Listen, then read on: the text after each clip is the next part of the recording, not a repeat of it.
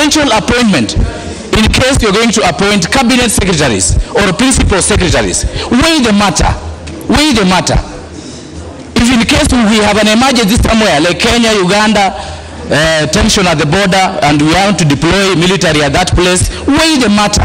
It's purely in your arms, Mr. Speaker. But let's not bend the rules for the sake of pleasing a few individuals. And Mr. Speaker, you have just ruled that Honorable Leader of Minority has defied a direction of the Speaker. Honorable John Mbadi, you either withdraw. If you don't, the consequences are very clear. You have to withdraw from the chamber. Honorable John Mbadi. Thank you, Mr. Speaker. Mr. Speaker, I would rather withdraw, but not from the chamber, but not withdraw that this country. Please, all the members. There's no need for shouting in this place. Honorable Wajala, you will also follow suit. We are not in Budalang here.